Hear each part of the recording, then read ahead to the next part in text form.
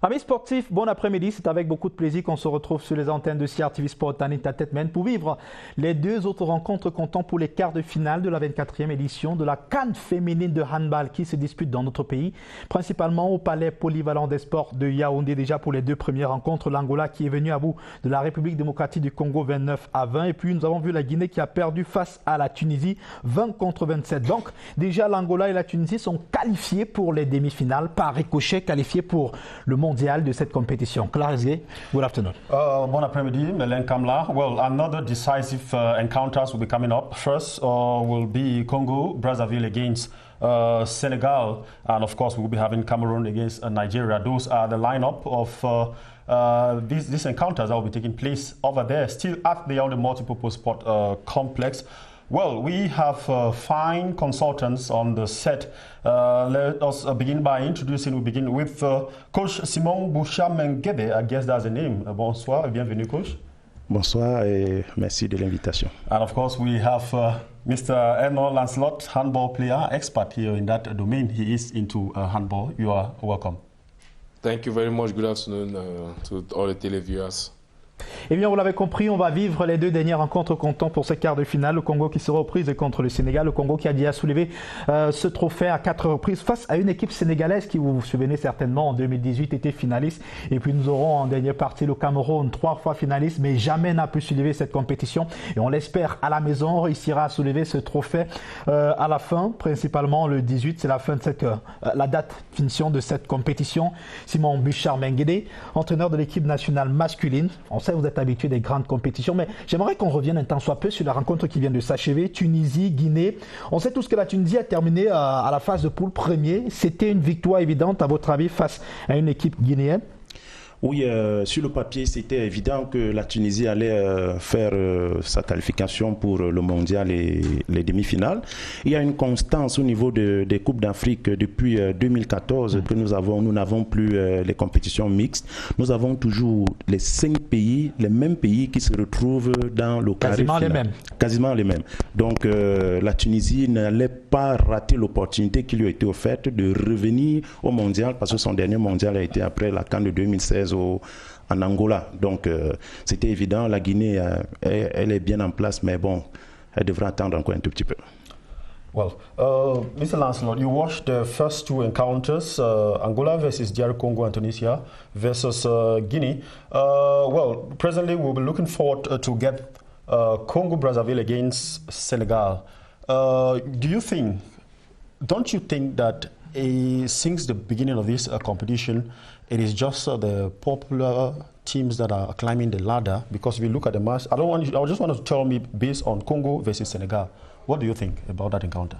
Yeah, that's an awaited encounter because for the past years, Congo has made some changes and have brought in some new players, professional players like Diane, who was once in our team, but now it's in the Congolese squad.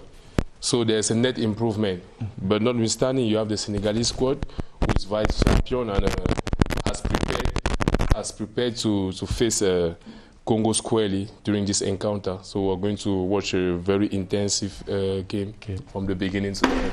Okay. Est-ce que vous pensez que le Congo pouvait arriver à cette étape? Vous savez tous, pendant la phase de poule, le Congo était dans une poule où on n'a pas eu l'Algérie. Donc, Congo played just too much and just passed at the quarterfinal. Yeah, of course, all the teams are fresh, especially now that maybe we think Diane is going to be in the field and she's going to create a very big impact. And moreover, they had other players who did not play the last match, who were reserved. So I know today they are going to really upgrade the game at all the levels, at the defensive level, because of their 2 threes. Yeah. The 2 threes in front are really massive and they can contain the game. Yeah. Then at the level of the attack, you know the relationship between the back players and the pivot. So all of them have a good game, and I expect to watch even better the relationship with the wing this day. Yeah. With indications very soon. We have a few minutes to move over to the multipurpose sport complex. But let me turn to Coach Simon. These 2 teams, Congo, Brazzaville, and Senegal. Coach, we know these are very powerful teams. Do you think your advice would be for both teams to play much at the defense or at the offensive in order to secure a position, because this is a very decisive moment of this encounter, the semis. Surtout qu'on a une étape, on a traversé la phase de poule, donc c'est qui rate sort. Yes, it is a knockout game. I cannot advise any team to be reserved because anything can happen.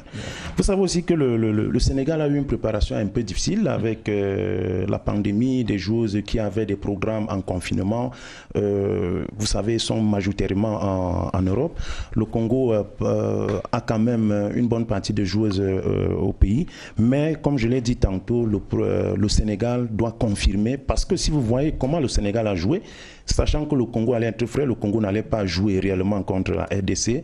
Je suis, à mon avis, d'observateur, a décidé de ne pas jouer réellement contre la Tunisie pour être frais aujourd'hui et rencontrer le Cameroun en demi-finale. Alors qu'on a déjà quelques images du palais polyvalent des sports de Yaoundé, Simon Bucha-Menguédé, on parle de cette équipe sénégalaise. Regardons un peu la phase de poule. On a un premier match, Sénégal-Madagascar, 42-16. L'écart est tellement grand.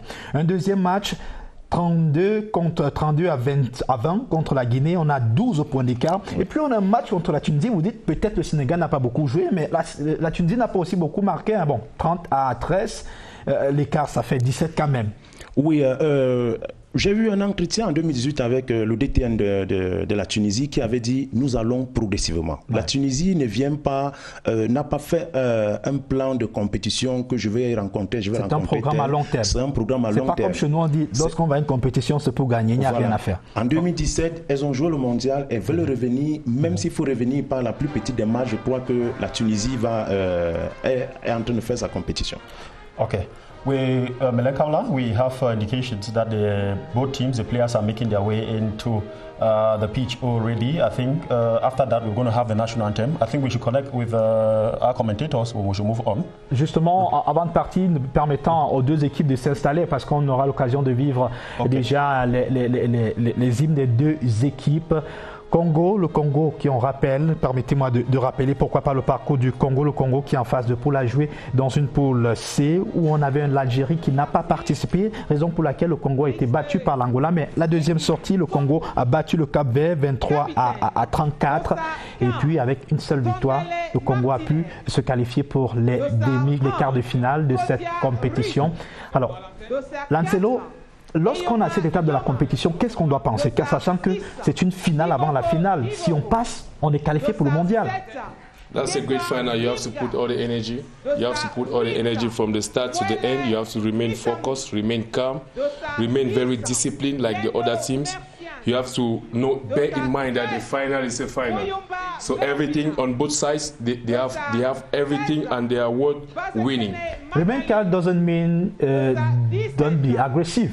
You know that handball is more aggressive. Yeah, you need to be very, very aggressive at the defense while waiting for opportunity to have a fast break. Yeah. If you can't have a fast break, what do? You calm down. You present a game. You present a tactical or offensive game, and you go to the phase of scoring. And at that point of scoring, you need to put all the goals. Every goal is important. Yeah, taking into consideration that Senegal has been, putting up good skills in this competition. It qualified for the 2019 Handball World Cup in Japan. Don't you think Senegal could be a threat to Congo, Brazzaville? It's a great threat. Senegal is a great threat. Looking at their squad and the way they have prepared their competition. They prepare the competition physically, technically, tactically, and even in strategies. Mm-hmm. When you look at the last match against Tunisia, you saw their strategy. They did not expose their game because we were preparing for this game in order to avoid maybe Angola in semi-final or meet a weaker team in the semi-finals. That's why I say it is a threat. Even to the competition, they are determined. As the vice champion, they are determined to carry on the cup this season. Okay. Yeah. Richard Menguédé, on regarde cette équipe, lorsqu'on regarde le handball, on a l'impression que c'est un sport, vous me corrigerez, c'est un sport véritablement de contact. On tire les maillots plus qu'au football même, mais on sait que quand on devient plus agressif, on écoute parfois des 2 minutes de sortie qui paralysent parfois le jeu d'une équipe. Oui, c'est pas un sport de contact, c'est un sport de position. Ouais. nous cherchons le ballon, nous tous, parce que l'objectif principal c'est de marquer le but. On ne peut pas laisser quelqu'un marquer le but facilement. Donc les tirages de maillot, c'est vrai, le règlement interdit tout ça, mais ça vient, c'est obvious qu'on va quand même tirer le maillot, sinon on sera passif. Sauf qu'il faut différencier l'agressivité et l'agression. C'est pour ça que les arbitres sont là. Je dis, pour ma part, ce match, c'est le match le plus dur pour tous les entraîneurs parce que vous pouvez faire une très bonne première phase, mais après, vous ratez en quart de finale. Et tous les encadrements techniques ici ont eu le temps de vérifier, de squeeze les jeux de tout le monde. Et ça va se jouer sur le banc et sur le terrain. Okay, thanks very much, Coach. We should be moving over to the Yaoundé Multi-Purpose Sport Complex. I should remind our audience that that sport complex has a capacity of 5,263 places it takes. Of course, we will be hooking up with our commentators. Presently, we have identification of the players of both teams that is being going on there by the CAP delegation present there. In less than no minutes, Melen Kamla will be having the national anthem. Justement, on va parler des deux équipes nationales. Palais polyvalent des sports de Yaoundé, nos commentateurs sont de ce côté-là, si vous nous écoutez, à vous.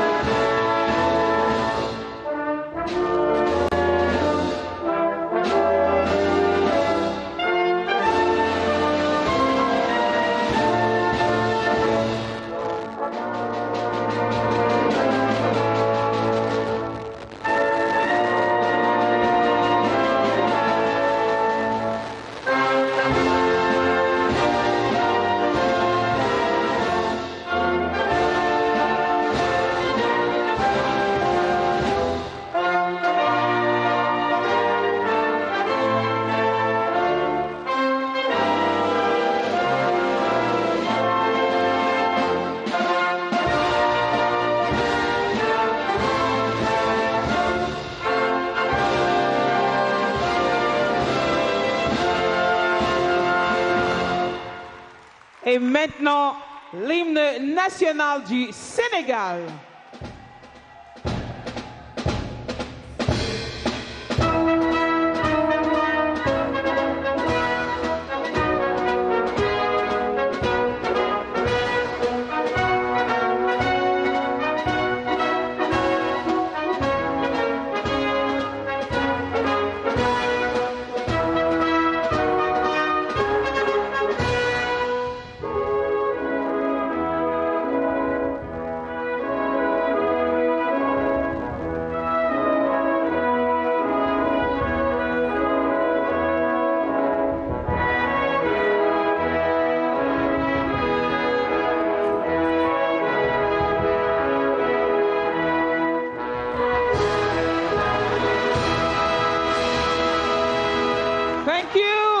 Bonsoir à tous, bienvenue ici au Palais polyvalent des sports de Yaoundé à l'occasion de ce troisième match de la soirée comptant pour justement le troisième quart de finale de cette compétition.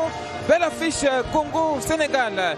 Il faut savoir que le Congo a eu à disputer seulement 2 rencontres au premier tour. Le Congo a eu donc à discuter ces 2 matchs pour la simple raison que l'Algérie a désisté. Donc le Congo va croiser une équipe du Sénégal et qui a gagné 2 matchs, s'est incliné une fois contre la Tunisie. Gideon Tazo, bonsoir. Good afternoon, ladies and gentlemen. Good afternoon, televiewers and the lovers of handball. I accept greetings from the Yaoundé Sports Complex, where Senegal in red are going to tackle the Red Devils of Congo for a place in the semi-finals. The Senegalese are coming into this game after being well trashed by Tunisia. That was in their 3rd game. They had already gotten qualification, so that wasn't any problem for them. Watch out for this Senegalese side that are Vice African champions. They were at the World Cup, and of course they are now in Yaoundé today to prove that they are from force. And they're going to play the Congolese team that used to be the kingpins of handball in Africa, but who today have been shifted behind. The last time out, that was in 2018 when they hosted they came out fit in the rankings. That is this very team that is coming here today. We guess they've gotten experience as we see Senegalese fans in the stands shouting and of course galvanizing that team. Bon après-midi, Lucien Yungu. Bon après-midi, Emmanuel. Il faut dire que cet après-midi, voici le troisième match de la soirée. C'est le match le plus enlevé à mon avis. Les scores seront très étriqués ici. Il faut faire attention parce que c'est celui qui perd ne partira pas au mondial. Mais au cours de son dernier match, il faut dire que le Sénégal a joué quelque peu à l'économie face à la Tunisie parce qu'il fallait éviter de terminer première de la poule pour ne pas croiser l'Angola. Oui, ces calculs sont possibles. Ces calculs sont possibles parce qu'on est en compétition. On le fait parce qu'il faut avoir un objectif précis. Donc si le Sénégal pense qu'en rencontrant le Congo en quart de finale, il peut se qualifier pour le championnat du monde, c'est à son avantage. The last time out, players like Djeraba, like Ndiaye, the captain, like Safina, and of course the goalkeeper were not very much, they didn't really feature in the last game against Tunisia. Today, Djeraba, Camara, Dafina, Ndiaye are all back into the team. And we believe that it's a Senegalese team that is will be fighting on all raptors that is in today's game. But they're going to face a Congolese team which we hear